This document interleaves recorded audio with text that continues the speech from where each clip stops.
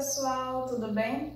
Eu me chamo Carolina Beatriz, sou acadêmica do curso de Licenciatura em Filosofia da UEAP e hoje nós vamos dar continuidade ao nosso assunto, que é o contratualismo. Vamos conversar sobre John Locke e Rousseau e no final da nossa aula a gente vai apontar as três principais diferenças ou semelhanças entre os três autores que a gente estudou, Thomas Hobbes, John Locke e Rousseau. John Locke, ele se apresenta no século 17 e 18, né? Então ali aconteceu a Revolução Gloriosa, marcou o fim do poder absoluto do rei e a ascensão da burguesia está presente, né? O poder burguês, né? A burguesia, ela já está consolidada. Ele também é um grande opositor do teórico Thomas Hobbes, né? Como sabemos, Hobbes ele é um defensor do poder do monarca, tá? Do poder divino. Locke vai totalmente contra essa ideia. E também o Locke vai ser um dos primeiros teóricos a falar para a gente que o povo, né, a sociedade, ela tem o direito de se rebelar contra algum tirano, né, contra aquele que está no poder. Então, se for instituído um indivíduo no poder e porventura, né, depois ele vire um tirano, comece a defender interesses próprios e não os interesses da coletividade, o povo ele tem o direito de se rebelar contra esse poder, contra este indivíduo. Então, o estado natural para ele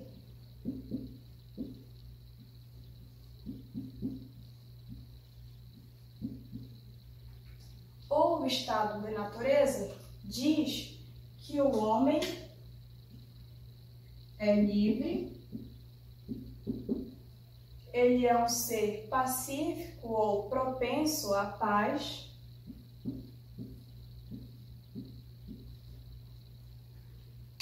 o juízo, né? Aqui ele vai dizer para a gente que o homem, através da razão, ele tem um certo juízo do que é injusto ou justo, tá bom? Então, um juízo de justiça. E o mais importante, o direito à propriedade. Tá bom, mas Carol, então por que é necessário o contrato social? Por que Locke vai dizer pra gente que o contrato social é necessário e de que maneira este contrato social vai se estabelecer na sociedade civil? Gente, diferente de Hobbes, que vai dizer que nós temos que abdicar do nosso poder, né, e transferir para o Estado, uma parcela do poder e transferir para o Estado, Locke vai dizer completamente o oposto. O homem, ele não vai abdicar dos seus direitos naturais, ele não vai abrir mão de nenhum direito. O que o contrato social vai fazer? O que o Estado vai estabelecer? Ele simplesmente vai surgir para garantir, né, para preservar, a ideia de preservar mesmo, esses direitos naturais, os direitos do indivíduo, e também vai estabelecer regras e normas que melhorem o convívio da sociedade, que melhorem, que protejam principalmente a propriedade, porque é certo que essa sociedade pode gerar conflitos, aqui no estado natural pode gerar conflitos, então é necessário o contrato social. Quando vocês forem estudar sobre Locke ou ler sobre Locke, vocês também vão encontrar textos, né, artigos que vão dizer para vocês que o Locke faz uma grande menção ao conhecimento, né, as divisões da ciência que ele propõe, a diferença de conhecimento e opinião, como é que esse conhecimento é produzido, de que forma. Ele é um grande crítico do conhecimento inato, do inatismo. mas esse não é o foco da nossa aula, tá bom? A nossa aula é só sobre o contrato social, o estado natural e de que forma é esta corrente, tá certo? Mas vocês podem sim observar essas outras questões a respeito de Locke. E agora nós vamos conversar sobre Rousseau. Gente, o Rousseau ele está presente no século XVIII. Ele é um dos grandes defensores da educação universal. Ele até desenvolve uma obra que é o Emílio, ou da Educação. E nessa obra ele vai dizer para a gente que é necessário que a criança, que o estudante ou que o indivíduo aprimore a sua forma de ter conhecimento, né? Dá mais autonomia ao estudante, para que a gente possa transformar a sociedade, que ele não seja apenas um objeto para o Estado, tá bom? É uma obra muito importante. O Rousseau, ele nasceu em Genebra, morreu em Paris, e ele é um filósofo muito criticado em todos os sentidos. Ele é um grande crítico da religião, né, mas não da religião da instituição em si, mas dos valores que ela coloca na sociedade nesse período. Ele é um grande crítico político, enfim, ele critica todo o corpo da sociedade, toda a estrutura social dessa época, tá? A ciência, a arte. Na verdade, ele tem, uma das primeiras obras que ele escreveu, que é o Discurso sobre as Ciências e as Artes. Nessa obra, ele vai dizer que a ciência e a arte corrompe a moralidade do homem. E por que, Carol, que ela corrompe? O Rousseau ele vai perceber que nesse período o homem ele produz arte, produz ciências, não visando um benefício para a sociedade, né? Uma contribuição para a sociedade. Ele percebe que o homem ele está cercado de vaidade, de luxúria e principalmente do poder financeiro, do poder econômico. Então ele produz arte, produz ciência, sempre visando o mercado financeiro. Então a moralidade desse homem já está corrompida, ok? A segunda obra importante de Hobbes é o Discurso sobre as Desigualdades entre os Homens. Nessa obra, ele vai começar a desenvolver, na verdade, ele vai colocar o conceito do bom selvagem. O homem é o bom selvagem. Esse é o estado natural ou o estado de natureza para Rousseau. Tá bom, Carol, mas o que é esse bom selvagem? O que ser o bom selvagem? Gente, o bom selvagem é o homem bom. O homem, no estado de natureza para Rousseau, ele é naturalmente bom. Ele é naturalmente puro. E o que acontece? A sociedade ou o Estado o corrompe. Aí que surge a famosa frase: o homem é bom, mas a sociedade o corrompe. E por que ele tira essa conclusão? Como eu falei para vocês, no Discurso sobre as Ciências e as Artes, Rousseau percebe que a moralidade do homem está muito complicada nesse período. Ela está muito problemática. Então, como uma tentativa de criar o ideal, né, ver um homem no seu estado ideal, ele cria a figura do bom selvagem. Porque não é possível que o homem, sem estar na sociedade civil, seja ruim, seja tão complicado como está sendo, né? Então, ele cria essa figura como um refúgio, tá certo? Um refúgio da sociedade que ele está vivendo, né? Um homem puro, um homem que não seja vaidoso, luxuoso, movido por dinheiro. Tá bom. Mas como é que se vai dar a instituição da sociedade civil? De que forma? Gente, pensem comigo. É certo que conforme o ambiente ele vai se transformando, o homem também vai se transformando com ele. Então, à medida que vai surgindo tecnologias, né? Tecnologia em sentido amplo, trabalho, propriedade, né? Para Rousseau, a propriedade é uma convenção social. A ideia de convenção social é muito importante para ele. Vai surgindo propriedade, tecnologia em sentido amplo.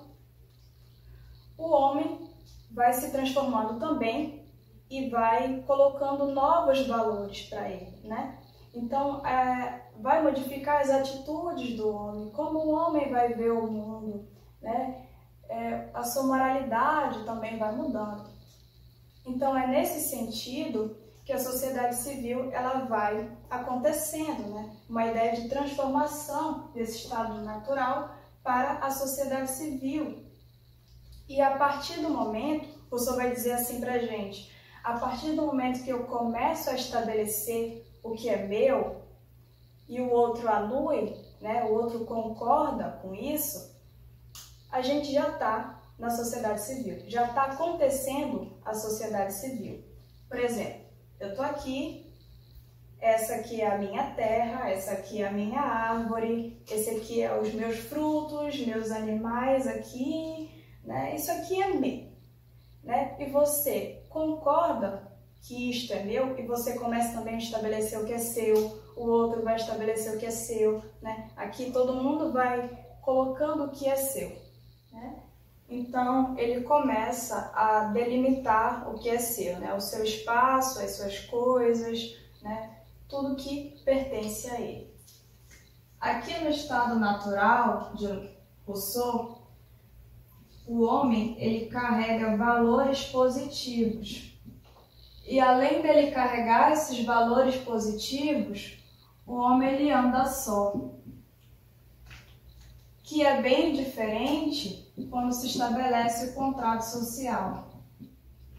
Aqui o homem ele vai andar em grupos.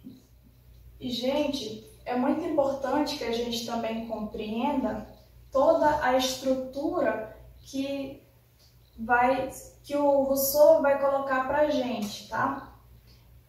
O Estado ele vai ser a estrutura do poder e o soberano, né? A soberania, ela vai estar presente, ela vai se materializar quando o povo se reunir para estabelecer regras e normas para melhorar a sociedade e principalmente para proteger a propriedade. Então, a figura do legislador, ela vai estar no próprio povo, né? O exercício da democracia direta, né, a participação popular propriamente dita, é muito importante para que se tenha um Estado democrático segundo Rousseau. Tá bom? Mas, Carol, como é que fica, né, diante dessas regras, dessas normas, como é que fica a moralidade? Como é que fica a liberdade desses indivíduos? Gente, a moralidade para Rousseau, ela não está no estado natural, ela deriva da própria sociedade. A liberdade, ela vai se instituir a partir do momento que eu, Carol, não faço determinada conduta, porque eu sei que essa conduta vai prejudicar a coletividade ou prejudicar alguém e, por consequência, me prejudicar também. Então, a partir do momento que eu tenho esse raciocínio, eu sou livre, né? Eu sou livre na medida da minha liberdade. E é importante que o outro também, ele cumpra, né? Ele tem esse mesmo raciocínio que eu, né? Para que nós podamos ser livres, né? Para que a gente possa exercer a liberdade. Mas, Carol, né? Você pode me perguntar assim, essas regras, essas normas, ela tem força impositiva? O Estado ali está impondo algo, está me colocando? Não, gente.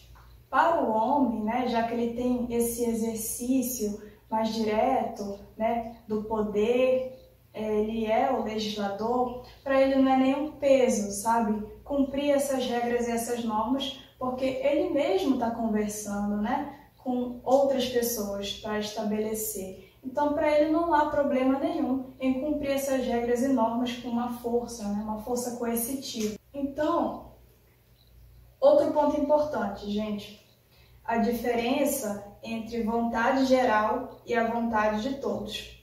A vontade geral, para Rousseau, é quando se tem algo em comum entre essas vontades. Por exemplo, eu vou me reunir com outras pessoas e a gente defende um interesse comum.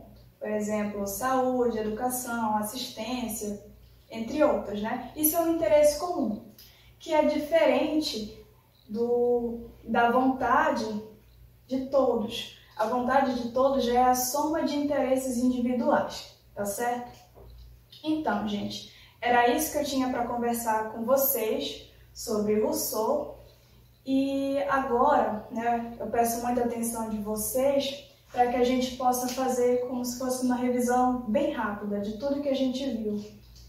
Então, começar com Hobbes. Hobbes, né, ele defende o poder monárquico, o poder absoluto do monarca, que vai instituir regras e normas, e este, né, soberano, este monarca, ele é livre, tá? Ele não se sujeita a essas regras e normas. Diferente de Rousseau, essas regras e normas vão valer para todo mundo, né, sem distinção. Logo, o Rousseau é um grande opositor de Hobbes, né, porque ele vai totalmente contra a ideia desse poder, né, desse poder do monarca. Para ele, a participação popular é muito importante. Locke vai dizer que a propriedade é um direito natural, por ele ser um burguês, por ele ser um representante da burguesia propriamente dito. E Rousseau vai dizer que não, a propriedade ela é uma convenção social, né? Aquela questão que a gente conversou, né? Sobre a anuência, a concordância e tudo mais. Beleza, gente? Essa foi a nossa aula, nós vamos ficar por aqui, terminamos por aqui. Eu espero que vocês tenham gostado. E é isso, gente. Tchau. Obrigada pela atenção.